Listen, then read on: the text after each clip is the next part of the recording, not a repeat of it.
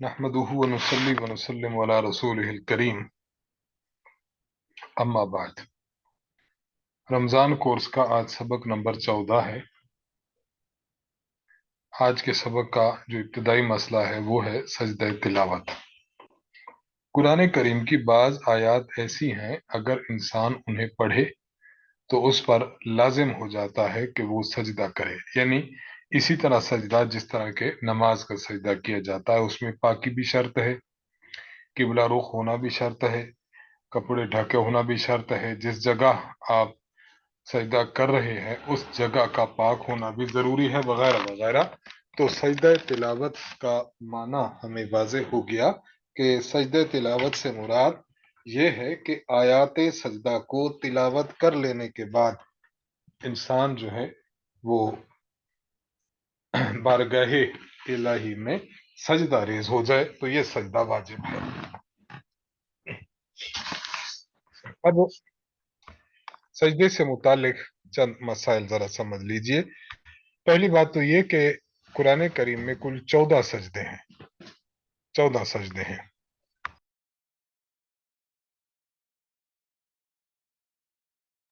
14 सजदे हैं। तो सजदे तिलावत करने के लिए कुछ शराइत हैं जो हम मैंने अर्ज कर दी हैं, यानी नमाज के लिए जो शराइत हैं, यानी बदन का पाक होना, जगह का पाक होना, कपड़ों का होना और किबला रुख होना। अच्छा, इंसान जो सजदा कर रहा है उसका सतर ढापा हुआ हो। और जब आप सजदा तिलावत करेंगे तो आप दिल में नियत कर लें कि वो जो कुरान करीम की आयत मैंने पढ़ी है उस आयत की वजह से मैं सजदा कर रहा हूँ, लिहाजा ये सजदा अदा हो जाएगा। सजदा आप कैसे करें? दो सूरतें जहन में रख लें। नंबर एक, आप बैठे हैं, बैठे बैठे आप सजदा में चले जाएं। जिस तरह बैठा हुआ इंसान अत्तहियात की शक्ल में आ जाए और आप सजदे में चले जाएं तो आपका सजदा अदा हो जाएगा। एक तरीका तो ये है। अच्छा, एक तरीका ये है कि आप बैठे हुए हैं, आप खड़े हो जाएं। खड़े होकर अल्लाह अकबर कहें, अल्लाह अकबर कहकर आप सजदे में चले जाएं। तो ये तरीका भी दुरुस्त है। सजदे में जाएंगे, 3 मरतबा सुबहान रब्बियल आला, सुबहान रब्बियल आला, सुबहान रब्बियल आला, ये 3 मरतबा कहें। 3 मरतबा कहने के बाद आप खड़े हो जाएं, बस ये आपका सजदा हो गया। एक बंदा है, उसने रिकॉर्ड शुदा आयत सुनी है, उससे सजदा तिलावत जो है वो उस पर वाजिब नहीं हुआ। देखें, सजदा तिलावत उस वक्त होता है कि जब आप ऐसी तिलावत सुने कि जो तिलावत करने वाला इंसान हो और रिकॉर्डेड आयत ना हो, पलटी हुई आयत ना हो। एक वादी है, आप उसमें एक चीख मारें, वादी में चीख मारने की वजह से उसकी आवाज आती है, जिसको हम बाज गश्त कहते हैं।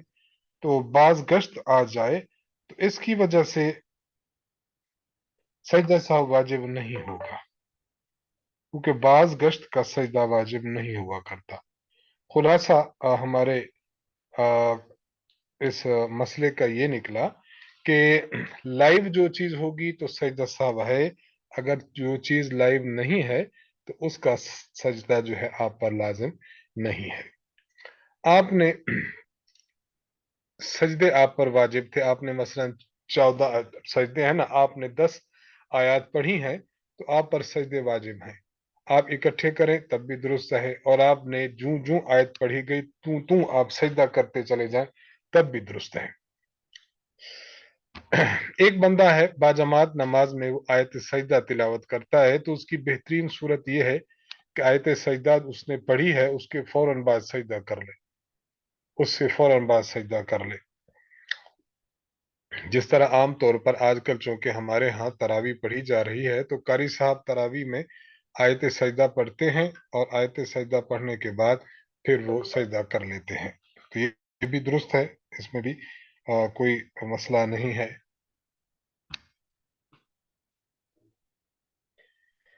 जी, ये अर्ज कर दिया है कि मोबाइल में आपके कुरान करीम है, आपने मोबाइल से सुनी है तो रिकॉर्डेड चूंकि आयत है ना, लाइव नहीं है, इसलिए इससे सजदा नहीं होगा।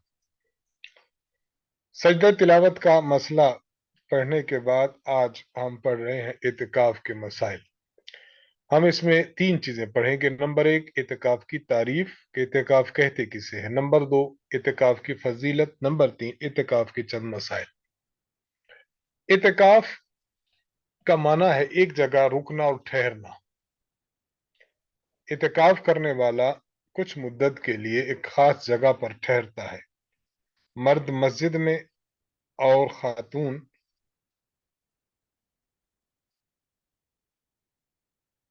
जी, ये सवाल पूछ रहे हैं। देखें, अगर एक बंदा सजदे तिलावत किसी ने की है, मसलन आप में से किसी ने आयत जो है वो आयत सजदा तिलावत की है, मैंने सुन ली है, तो लाइव अगर कोई कह दे, लाइव अगर कोई पढ़ ले, तो उसको सुनने की वजह से तो वाजिब होता है, लेकिन रिकॉर्डेड हो या पलट कर आए तो उससे वाजिब नहीं हुआ करता।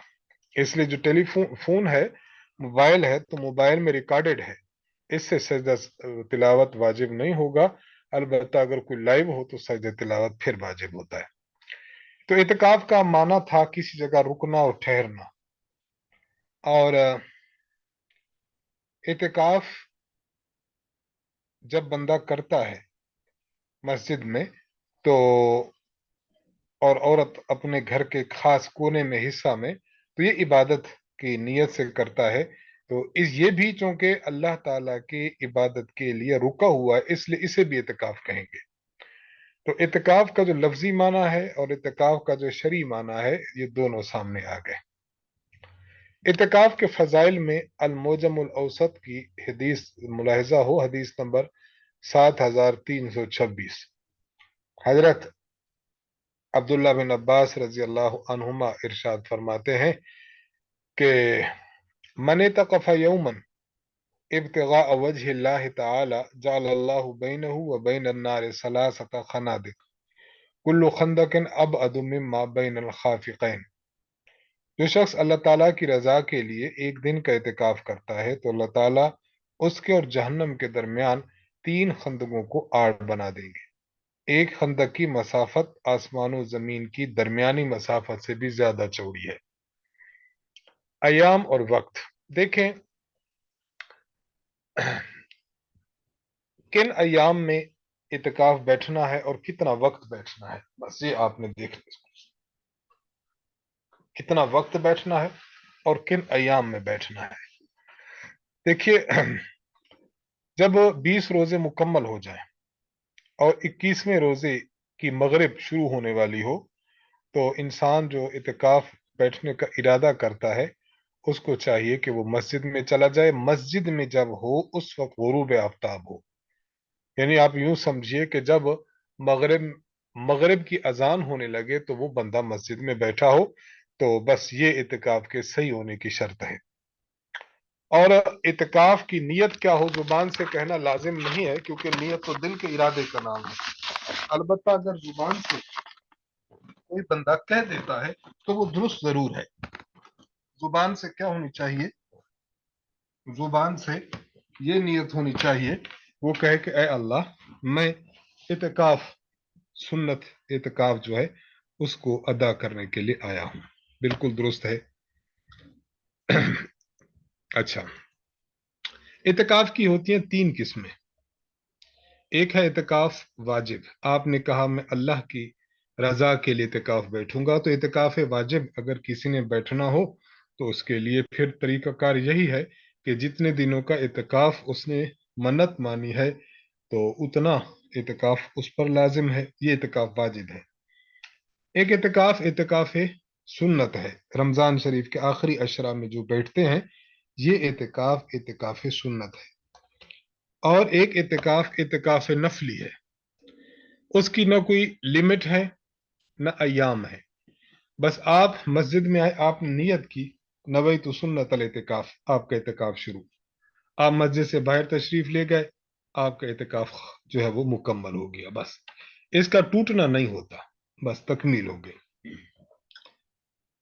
मसाइल इतिकाफ सुन्नत जो हैं, उसमें यह है कि रमजान के सुन्नत इतिकाफ का वक्त वही है कि 20 रोजे मुकम्मल हों, 21वां शुरू होने लगे, तो आप मगरिब वहीं पर पढ़िए इतिकाफ की जगह।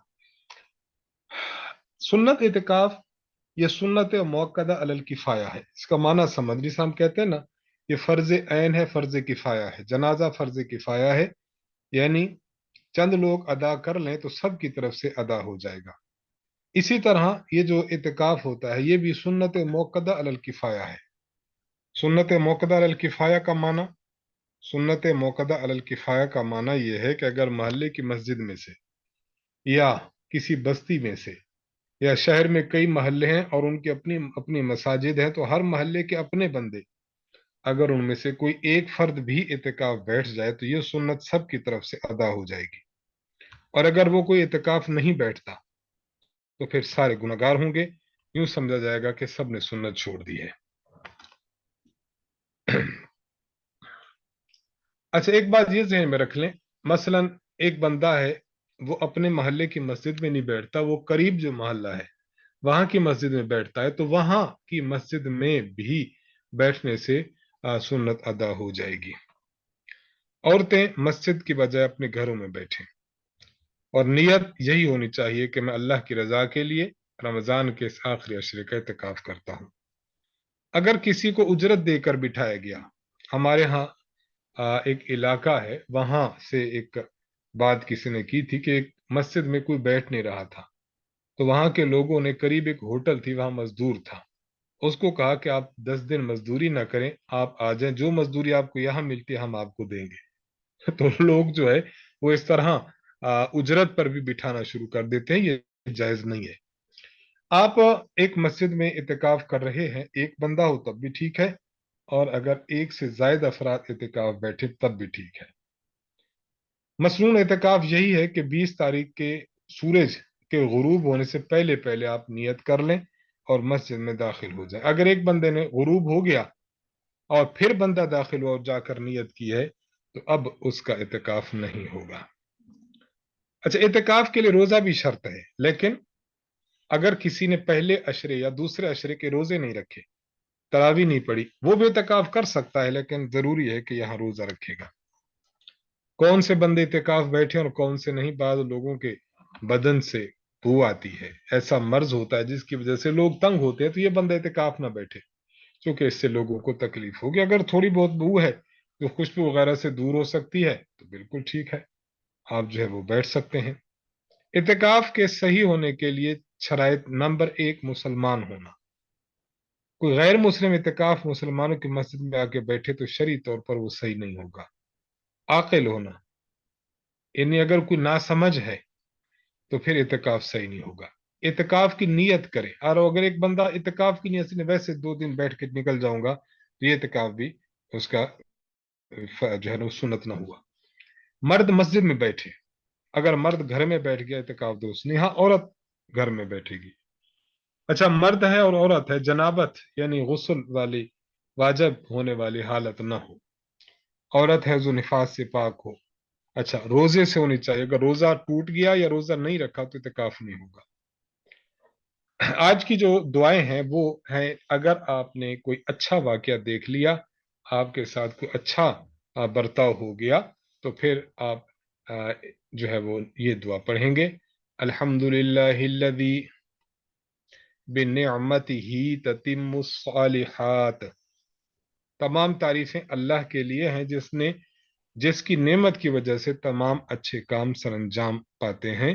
اور اگر کوئی ناخوشگوار واقعہ دیکھیں، ناخوشگوار مثلا ایسا تھا کسی سے منہ ماری ہو گئی، اچھا آپ نے فیل نہیں کیا، تو اگر کوئی ناخوشگوار واقعہ ہے تو پھر کہہ دیں الحمدللہ علی کل حال، یہ کہہ دیا جائے۔ بس یہاں تک ہم اپنا سبق روکتے ہیں، انشاءاللہ کل سے سبق نمبر 15 ہوگا۔ وآخر دعوانا ان الحمدللہ رب العالمین۔ السلام علیکم ورحمۃ اللہ وبرکاتہ۔